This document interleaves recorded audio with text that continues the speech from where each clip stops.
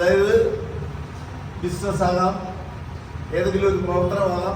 അങ്ങനെ പല മേഖലകളിൽ ലോകത്തിൽ പ്രശസ്തരായ ആളുകളെ കുറിച്ചൊരു പഠനം നടത്തിയപ്പോൾ അവരിലെല്ലാം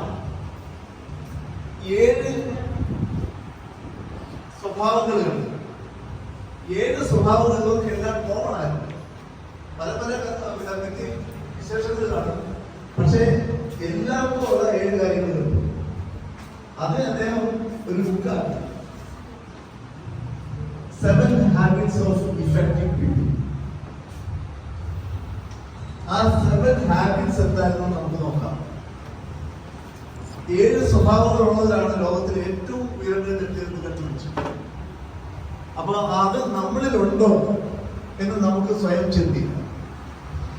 ഇല്ലെങ്കിൽ നമുക്ക് അത് നമ്മുടെ ഹാബിറ്റ് എന്ന് പറഞ്ഞാൽ എന്താണ്, അതെങ്ങനെ ഉണ്ടാകുന്നത് ഒരു വാച്ച് യുവർ തോട്ട്സ്,